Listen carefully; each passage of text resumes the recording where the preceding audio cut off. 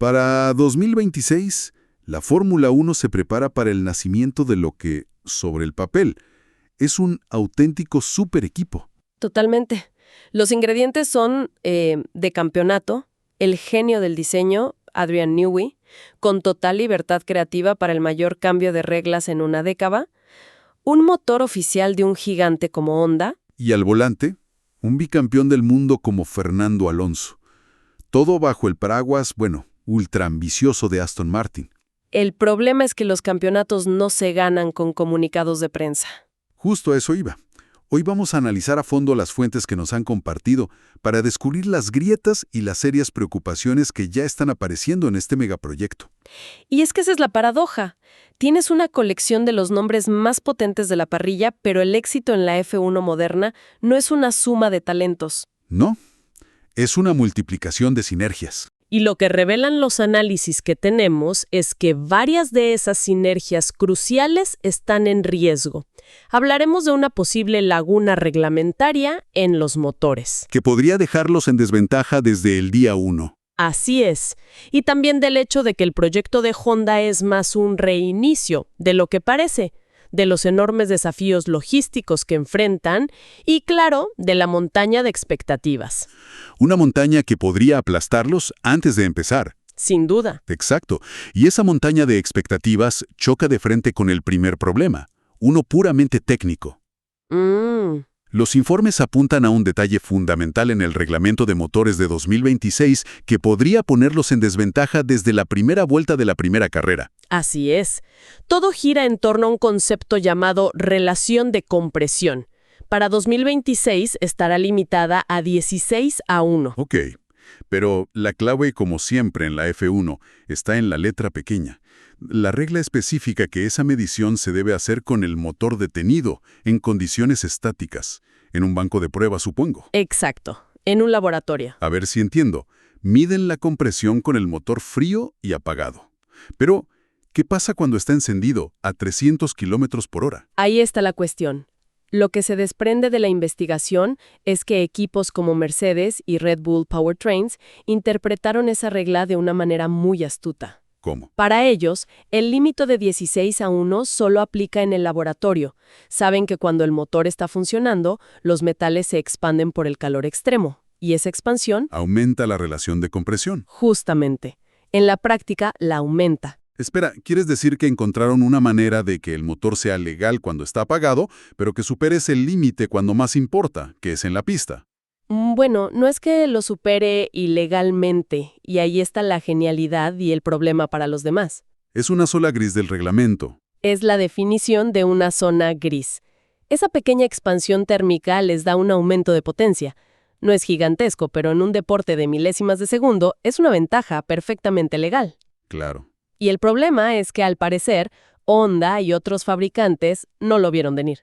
Adoptaron una interpretación más, digamos, conservadora. O sea, unos jugaron al límite del reglamento y otros no. Y ahora Honda está, según se informa, presionando a la FIA para que aclare la regla. Sí, pero a estas alturas Con los motores ya en desarrollo avanzado, cambiar eso parece imposible, ¿no? sería un terremoto reglamentario. Lo más probable es que no pase nada, al menos no al principio. Y eso significa que el motor Honda Aston Martin podría empezar la temporada 2026 con una desventaja de potencia. Integrada de fábrica, exactamente. Estarían persiguiendo a sus rivales no por un fallo de diseño, sino por una simple interpretación de un párrafo. Esto es lo que no me cierra. Estamos hablando de Honda, los que acaban de dominar la era híbrida con Red Bull. Exacto. ¿Cómo es posible que se les pase por alto algo tan fundamental? ¿Qué pasó ahí para que estén en esta posición tan vulnerable? La respuesta, fíjate, está en una de las decisiones corporativas más extrañas de la F1 reciente. Su retirada técnica a finales de 2021. Ah, claro. Anunciaron que se iban, pero en realidad sus motores siguieron ganando campeonatos con Red Bull. Fue un acuerdo complejo, sí, pero lo importante es lo que pasaba tras bambalinas. Pero a ver, ¿realmente desmantelaron todo? Suena muy drástico. Pues sí.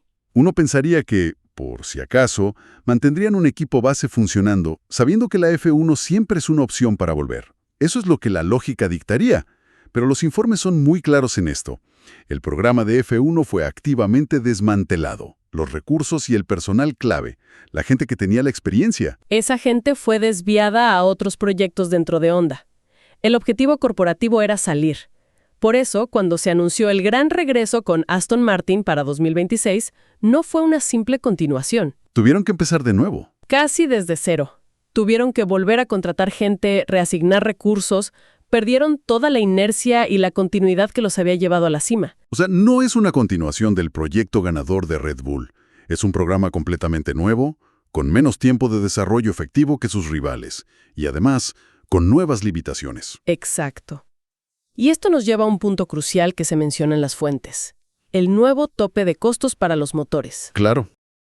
Se acabó la era de gastar sin límite para ganar, que fue en parte como Honda se recuperó de sus primeros años desastrosos. La fábrica de Sakura es de clase mundial, sin duda, pero un edificio no gana carreras. Y además hay un rumor persistente, ¿no? Sí, se repite en varios análisis, que Lawrence Stroll y Aston Martin están financiando una parte importante del desarrollo, y que la propia Honda es mucho más reacia a invertir las cantidades masivas de dinero que invirtió en el pasado. Y si sumamos todo eso, el panorama se complica.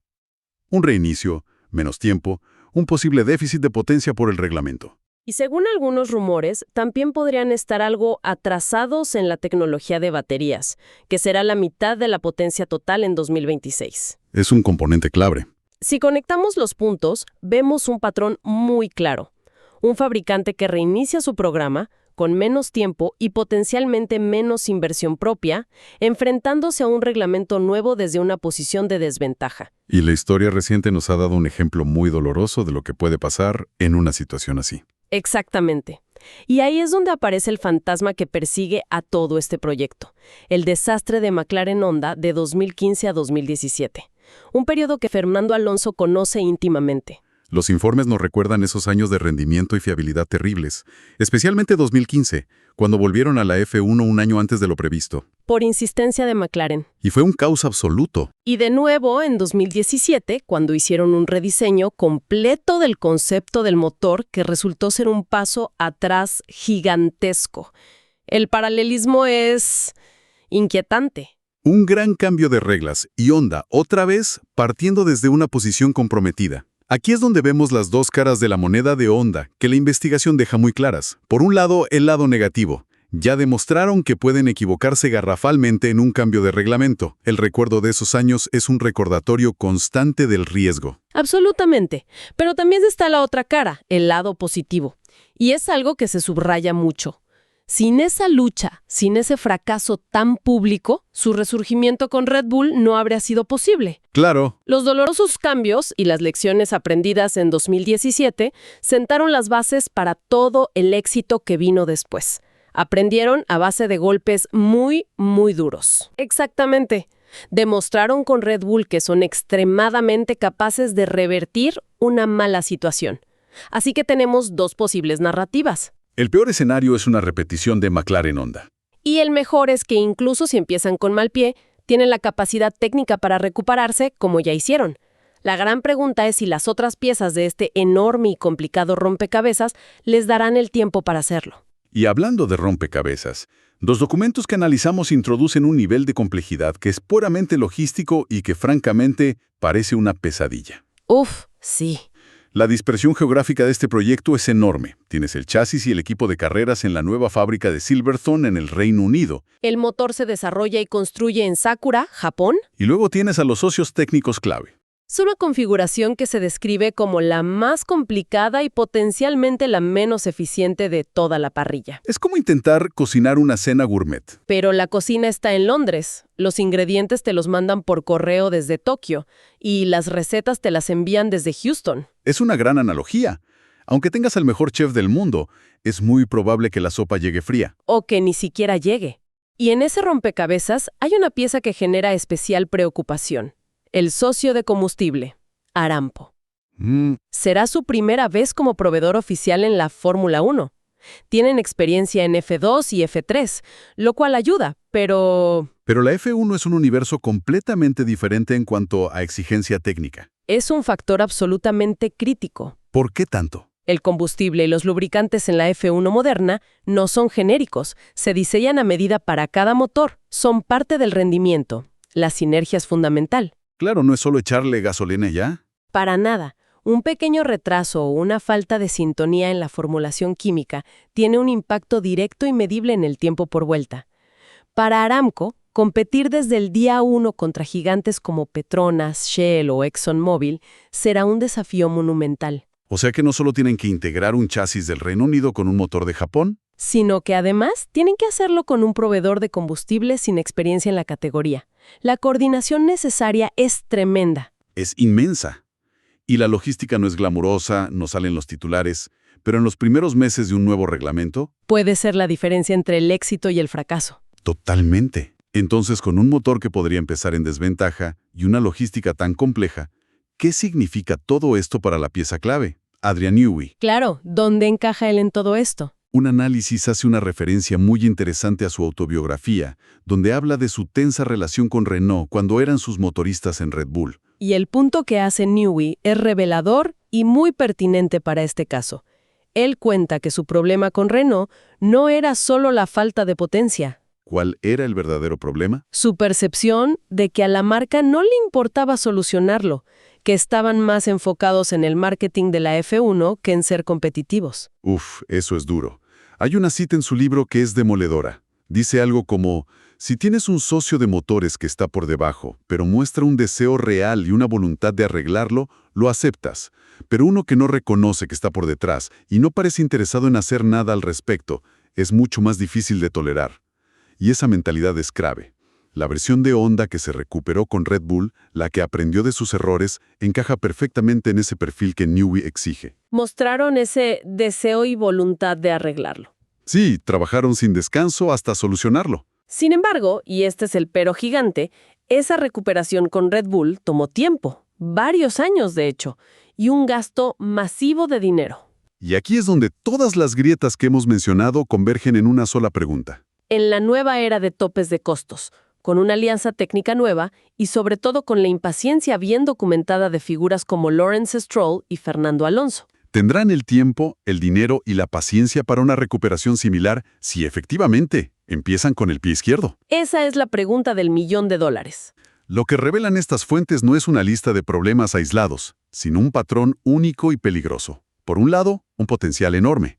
Por otro, La posible desventaja del motor, el reinicio de Honda, la complejidad logística y los fantasmas del pasado. la conclusión final a la que uno llega es que este proyecto de Aston Martin 2026 no es simplemente de alto riesgo y alta recompensa. No, es más profundo. Es una colisión de fuerzas. Cada pieza clave de este super equipo, Newey, Alonso, Honda, Stroll, ha alcanzado su mayor éxito solo cuando ha tenido control casi absoluto y un horizonte de tiempo largo. Y aquí no lo tendrán. El verdadero riesgo aquí es que por primera vez ninguna de estas potencias lo tendrá. Es un choque de 4 entidades que exigen paciencia en un proyecto que por su propia naturaleza no la permite. Exacto. La clave no estará en la calidad individual de sus componentes, que es incuestionable, sino en si podrán funcionar juntos bajo una presión que será desde el primer día absolutamente inmensa.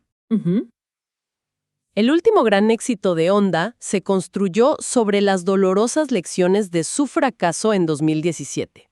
Y la pregunta que queda en el aire para reflexionar es, en 2026, si la historia se repite y el comienzo es difícil, ¿estarán Stroll y Alonso dispuestos a soportar 1 o 2 años de dolor similar para alcanzar la gloria? ¿O la paciencia en este super equipo se agotará mucho antes de que tengan la oportunidad de recuperarse?